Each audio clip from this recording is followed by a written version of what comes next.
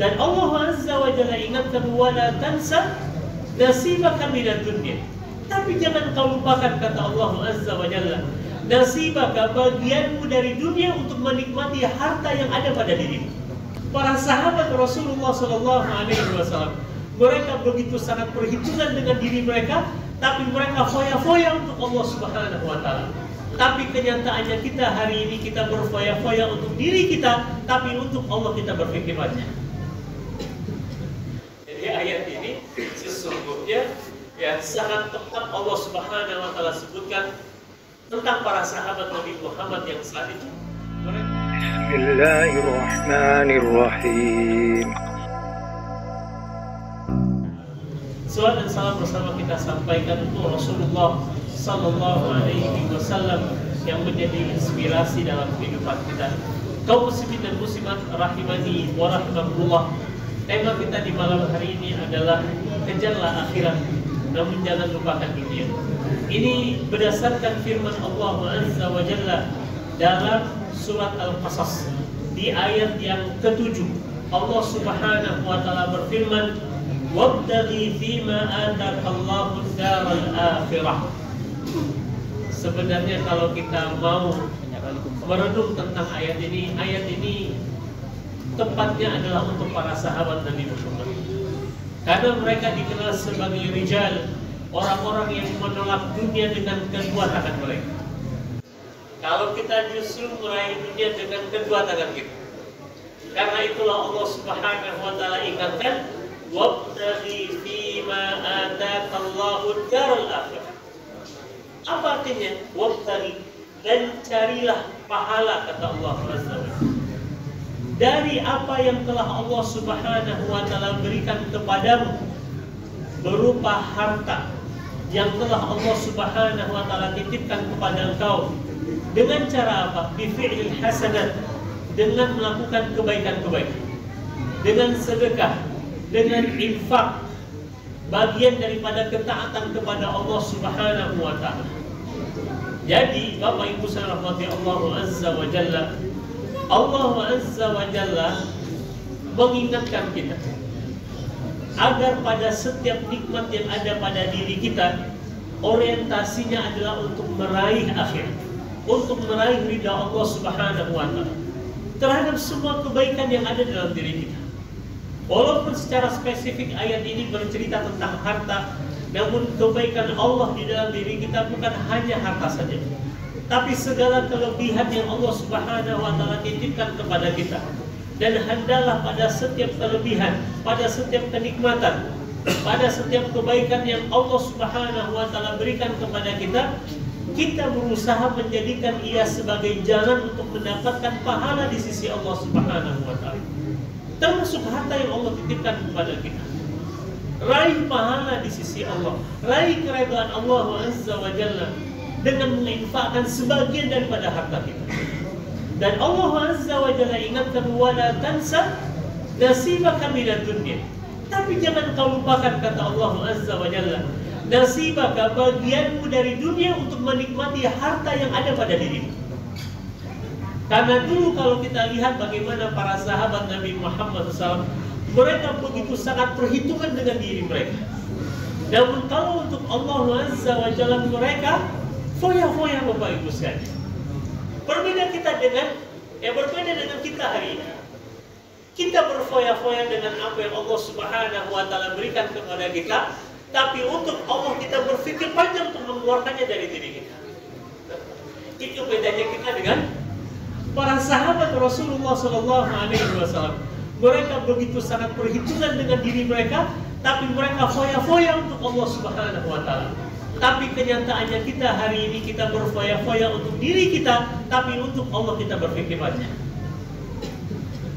Jadi ayat ini sesungguhnya ya sangat tepat Allah Subhanahu wa Ta'ala sebutkan tentang para sahabat Nabi Muhammad yang saat itu mereka justru rela menyerahkan semua yang mereka miliki untuk Allah Azza wa Jalla, sehingga mereka lupakan bagian mereka dari dunia.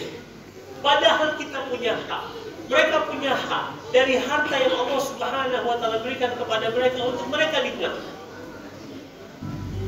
Dan Allah Subhanahu wa Ta'ala suka hamba-hamba yang memperlihatkan nikmat Allah Subhanahu wa Ta'ala kepada dirinya. Dengan cara apa? Ambil dari harta itu untuk kita menikmatinya, membeli pakaian, membeli rumah, membeli kendaraan. Ya Rasul dalam sebuah hadis yang mengatakan, kul washrab walbas watasaddaq min ghairi makhilatin wala israf. Makanlah kata Rasul, minumlah, pakailah, bersedekahlah. Tapi catatan Nabi Muhammad ada dua. Satu, tidak boleh sombong. Dua, tidak boleh berlebih-lebihan. Artinya kita punya hak untuk menikmati kenikmatan yang Allah Subhanahu wa Ta'ala berikan kepada kita dengan cara makan, minum, memakai, bersedekah. Tapi dua saja catatannya, tidak boleh sombong dan tidak boleh berlebih-lebihan kata Rasul.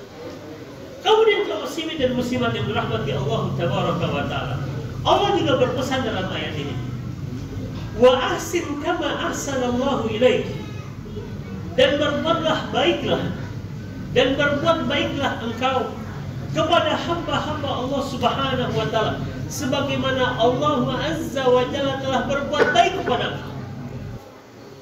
Bapak Ibu sekalian, tidak ada zat yang lebih besar cinta dan kasih sayang, bahkan kebaikannya dalam hidup kita selain daripada Allah Azza wa Jalla. Tidak ada yang mampu menandingi kebaikan Allah dalam kehidupan kita, bahkan orang tua kita sendiri. Karena Allah Subhanahu wa Ta'ala mencurahkan perhatiannya kepada kita 24 jam sehari semalam.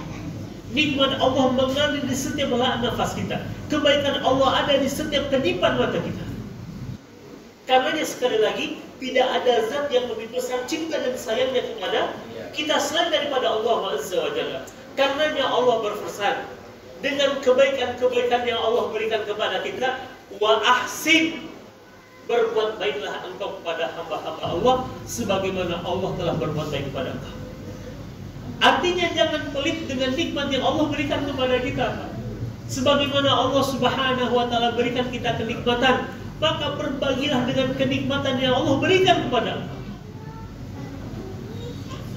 Dalam kata lain, Allah berpesan jangan pelit. Dalam sebuah hadis Rasul mengatakan, ada 3 perkara yang membinasakan. Salasun muhlikat. Ada 3 perkara yang membinasakan. Dan satu dari 3 perkara yang membinasakan umat manusia itu adalah syuhbun mutlak.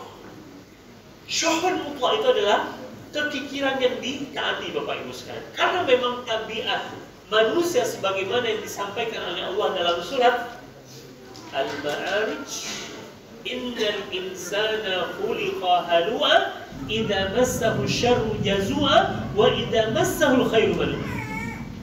Jadi salah satu sifat dasar manusia yang disebutkan oleh Allah dalam surat tersebut, bahwa manusia itu sangat pelit, Bapak Ibu sekalian, terhadap karunia yang Allah berikan kepadanya. Dan dalam ayat ini Allah memerintahkan kita untuk tidak pelit. Justru sebaliknya, wa ahsin, dan berbuat baiklah engkau kepada hamba Allah Subhanahu wa Ta'ala, ya kama ahsanallahu ilaika, sebagaimana Allah telah berbuat baik kepada engkau. Artinya terhadap nikmat yang Allah berikan kepada kita, berbagi dengan yang lain. Jangan pelit kata Allah Azza wa Jalla. Lalu pesan Allah dalam ayat ini, wala tabghil fasada fil ardh, dan janganlah engkau melakukan kerusakan di muka bumi dengan nikmat yang Allah berikan kepada kita. Na'udzubillah, jika nikmat yang Allah berikan kepada kita, kita gunakan untuk bermaksiat kepadanya. Karenanya orang yang mengkufuri nikmat Allah Subhanahu wa Ta'ala adalah orang yang ketika diberikan nikmat oleh Allah, justru dengan nikmat itu dia bermaksiat kepada Allah Azza wa Jalla. Betapa kurang ajarnya hamba tersebut, Bapak Ibu sekalian. Allah kasih dia nikmat, Allah kasih dia fasilitas, Allah kasih dia sarana, tapi justru dengan sarana Allah itu dia bermaksiat kepada Allah Azza wa Jalla. Karenanya Allah mengancam, wala in kafartum inna adzabi la syadid. Allah Subhanahu wa Ta'ala mengancam dengan azab yang pedih bagi orang yang mengkufuri nikmat Allah, karena dia bermaksiat menggunakan fasilitas dari Allah Azza wa Jalla. Nikmat yang seharusnya digunakan untuk taat, tapi justru digunakan untuk maksiat kepada Allah Azza wa Jalla. Sebab itulah Allah murka kepada orang-orang yang mengkufuri nikmatnya. Dan terakhir kata Allah Azza wa Jalla dalam ayat ini, innallaha la yuhibbul mufsidin. Allah tidak suka dengan orang yang melakukan kerusakan di muka bumi ini. Rusaknya bumi ini karena maksiat, rusaknya bumi ini karena kezaliman. Dan Allah telah menyatakan, ya ibadi inni haramtu zulma ala nafsi. Wahai hamba-hamba, sesungguhnya aku telah mengharamkan sifat zalim atas diriku, kata Allah. Wa ja'altuhu bainakum muharraman, dan aku jadikan zalim itu haram di antara kalian. Karenanya kata Allah, fala tazalamu, jangan kalian saling berzalimi. Dan zalim itu adalah salah satu bentuk kerusakan di muka bumi ini yang mesti kita hindari. Karena satu kezaliman yang kita akan di muka bumi ini, az-zulmu zulumatul yaumil qiyamah. Satu kezaliman yang kita lakukan di muka bumi ini, dia akan menjadi kegelapan kelak di hari kiamat. Namun kita mencari, semoga kita bisa mengambil manfaat dari satu ayat ini, termaktub dalam surat Al-Qasas di ayat yang ke-77, di mana Allah Azza wa Jalla perintahkan kita untuk meraih pahala di sisi Allah dengan karunia yang Allah berikan kepada kita, nikmat yang Allah berikan kepada kita amat sangat banyak. Maka raih ridha Allah Subhanahu wa Ta'ala dengan nikmat Allah tersebut. Tapi kata Allah, jangan lupa bagian dari dunia. Artinya kita punya hak untuk menikmati dari nikmat Allah tersebut terhadap diri kita, ya, dengan menggunakannya tadi dua saja catatan Rasul, tidak boleh sombong dan tidak boleh berlebih-lebihan. Kata sangat makan, minum, pakai, bersedekah, tapi tidak boleh sombong dan tidak boleh berlebih-lebihan.